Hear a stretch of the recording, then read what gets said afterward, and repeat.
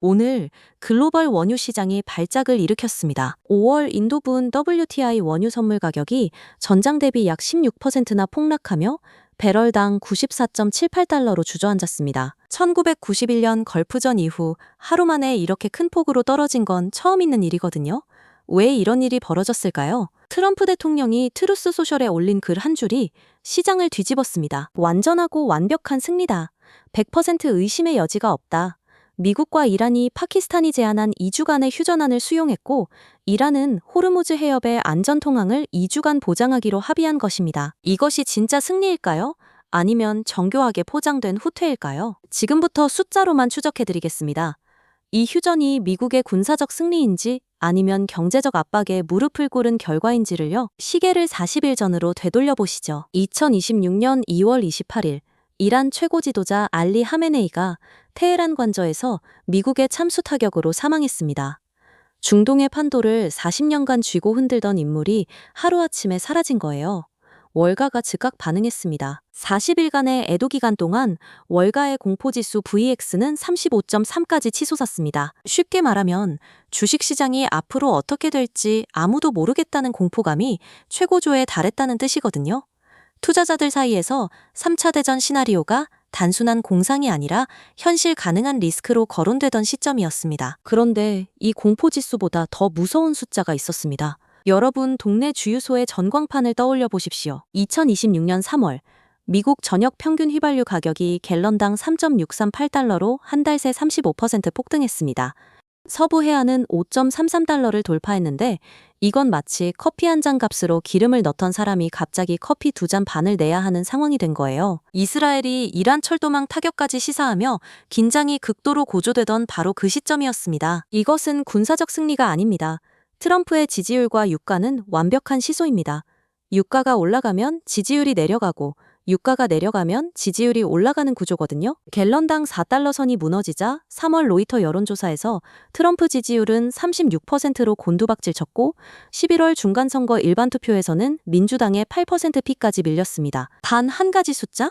갤런당 4달러가 대통령의 정치 생명을 위협한 것입니다. 중간선거가 7개월 앞으로 다가온 상황에서 유가 폭등은 정치적 사형 선고나 다름없었습니다. 미국 에너지정보청 EIA에 따르면 호르무즈 해협 수송 차질로 중동 주요 산유국의 원유 생산이 3월에는 하루 750만 배럴, 4월에는 하루 910만 배럴이 감소한 것으로 추정됩니다. 하루 910만 배럴이 어느 정도냐면 사우디아라비아가 하루에 뽑아내는 원유 전체 생산량과 맞먹는 규모입니다. 국내 정유주도 직격탄을 맞았죠. 휴전 합의 소식에 국내 흥고석유가 전장 대비 17.55% 내린 18,840원에 거래를 마치는 등 정유주가 줄줄이 하락했습니다. 유가 폭락이 정유사 수익에 직결되기 때문인데요. 이쪽에 포지션을 잡고 계셨다면 오늘 하루 꽤 아프셨을 겁니다. 그렇다면 이란은 왜 이 굴욕적인 휴전안에 도장을 찍었을까요?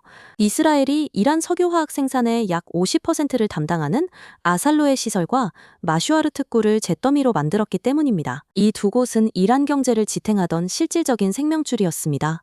수출의 85%가 날아갔습니다. 이란 석유화학 수출의 85%를 차지하는 핵심 시설이 가동 불능 상태에 빠진 거예요. 국가 재정의 혈관이 단번에 막혀버린 셈인데, 이 상태에서 호르무즈까지 계속 틀어막고 있으면 이란 스스로가 질식사하는 구조였습니다. 5월 인도분 WTI 선물 가격은 전장 대비 16.09% 급락한 배럴당 94.78달러를 기록하며 장중 기준으로 100달러 아래로 내려왔습니다. 놀라운 건 이 휴전이 협상 시한 종료를 불과 90분 앞두고 발표됐다는 사실입니다. 마치 벼랑 끝에서 발을 내딛기 직전에 손을 잡은 것처럼 양측 모두 한계까지 밀어붙이다가 마지막 순간에 계산기를 두드린 결과였습니다. 트럼프는 협상 시한 압박으로 이란을 몰아붙였고, 이란은 더 이상 버틸 경제적 여력이 없었던 거죠. 양국의 계산기가 맞아떨어진 순간 호르무즈 해협에 빗장이 풀렸습니다. 해협 안쪽에 고립되어 있던 국내 정유사 유조선 7척이 드디어 한국을 향해 백고동을 올렸습니다. 이 7척에 실린 원유가 무려 1,400만 배럴입니다. 1,400만 배럴. 이게 얼마나 되는 양이냐면요. 국내 하루 원유 소비량의 5배에 달하는 분량입니다. 쉽게 말하면 한국 전체가 5일 동안 아무것도 수입하지 않아도 버틸 수 있는 양이 바다 위에 떠 있다가 이제야 움직이기 시작한 거예요. 국내 원유 수급에 숨통이 트일 것이라는 기대감이 퍼졌습니다. 그런데 트럼프와 이란 두 진영이 이 휴전을 각자 다르게 포장하고 있다는 사실 눈치채셨습니까? 트럼프는 이미 모든 군사적 목표를 달성하고 이를 초과 달성했다며 완전한 승리를 선언했습니다. 반면 이란 최고 국가안보회의는 이란이 제시한 10개 항의 종전안을 미국이 전부 수용했다고 맞받아쳤습니다. 둘 다 이겼다고 합니다. 그러면 진짜 진쪽은 누구일까요? 과연 중동에는 진정한 평화의 봄이 찾아온 걸까요? 두 진영 모두 승리를 외치는 이 휴전의 본질을 들여다보면 사실 각자의 경제적 정치적 계산기가 딱 맞아떨어진 순간에 잠시 총구를 내린 것에 불과합니다. 미국은 중간 선거를 앞두고 유가 폭등이라는 정치적 화약고를 진화해야 했고 이란은 핵심 인프라가 무너진 상태에서 숨을 고를 시간이 필요했던 거죠. 이것은 진정한 평화가 아닙니다. 이스라엘이 이란 본토와는 별개로 언제든 다시 협상 테이블에 재를 뿌릴 수 있는 변수로 여전히 남아있기 때문입니다. IDF는 이미 이란 전역을 대상으로 기차 이용을 자제하라는 긴급 경고까지 발표하며 철도망 타격을 시사한 상황이거든요. 2주짜리 휴전입니다. 단 2주예요. 이 2주 안에 아무것도 해결되지 않는다면 우리가 방금 목격한 유가 폭락은 반짝 이벤트에 그칠 수 있습니다. 그리고 그 다음 청구서는 여러분의 주유소 영수증, 장바구니 물가, 난방비 고지서 위에 고스란히 찍혀 나올 가능성이 높습니다. 그런데 아무도 주목하지 않았던 변수가 하나 있습니다. 우리 유조선 7척이 귀환길에 오른 바로 오늘 밤 이스라엘군이 섬뜩한 성명을 발표했습니다. 이란 본토는 안 건드린다. 하지만 헤즈볼라는 오늘 밤 지상군을 투입해 뿌리 뽑겠다. 레바논이 불타고 있습니다. 제91사단에 이어 제2사단이 리타니강으로 진격하며 가자지구에서 썼던 라파 모델을 그대로 레바논에 적용하고 있습니다. 지금 이 순간 레바논에서 1600명이 사망하며 전쟁이 계속되고 있는 거예요. 이란은 침묵하고 있습니다. 아까 그 숫자 기억하시죠? 이란 수출의 85%가 날아간 상황에서 레바논이 불타는 걸 보면서도 이란은 해협을 열었습니다. 동맹을 외면할 만큼 경제적 고통이 극에 달했다는 방증인 거예요. 이게 바로 이번 휴전의 진짜 민낯입니다. 이 협상 뒤에는 훨씬 더 큰 그림자가 숨어 있었습니다. 돈의 흐름만 추적합니다. 표면적인 중재자는 파키스탄 쉐바즈 샤리프 총리입니다. 하지만 이슬라마바드 협상 테이블을 실제로 세팅한 물주는 중국이었습니다. 2026년 4월 중국 외무부는 마쿠에서 이란에게 유연성을 발휘하라고 강력히 압박했거든요. 왜 중국이 나섰을까요? 중동 핵심 인프라가 완전히 붕괴되면 글로벌 공급망이 마비됩니다. 중국 제조업이 멈추고 중국이 수입하는 이란산 원유 파이프라인이 막히는 거예요. 베이징 입장에서는 자기 공장 전원 스위치가 꺼질 수 있는 상황이었으니 이란에게 호통을 칠 수밖에 없었던 겁니다. 억지 평화가 연출된 지금 월가는 어디를 보고 있을까요? 유가가 16% 폭락했는데도 파이퍼 샌들러와 시티그룹은 오히려 엑슨모빌과 로키드 마틴을 최우선 수혜주로 꼽았습니다. 4월 글로벌 원유 생산량이 하루 910만 배럴이나 증발한 실질적 타격은 복구되지 않았고 이란 프리미엄이라는 위험 할증료는 여전히 유가에 녹아있기 때문입니다. 그리고 이 청구서는 결국 우리 몫입니다. 1,400만 배럴을 실은 유조선이 돌아오고 있지만 4월 10일부터 적용될 3차 최고 가격은 휴전 이전의 고유가 구간을 반영하기 때문에 국내 주유소 기름값은 당장 1원도 내리지 않습니다. 2주 뒤 이슬라마바드 협상에서 헬륨과 비료 등 공급망의 운명이 결정됩니다. 평화라는 환상의 소가 계좌를 방치하시겠습니까? 유조선이 귀환하는 바로 오늘 밤 이스라엘군이 레바논 지상 침공을 선언했습니다. 여러분이라면 이 순간 어떤 생각이 드셨을까요? 평화가 왔다고 안도하셨나요? 아니면 뭔가 이상하다고 느끼셨나요? 이건 휴전 선언이 아닙니다. 반쪽짜리 정전입니다. 이스라엘의 논리는 이렇습니다. 이란 본토는 건드리지 않겠다. 미국과의 휴전 틀은 존중한다. 하지만 헤즈볼라는 별개의 문제다. 오늘 밤 제91사단과 제2사단이 리타니강을 넘어 레바논 남부로 진격하며 가자지구에서 써먹은 라파 모델을 그대로 레바논에 이식하고 있는 거예요.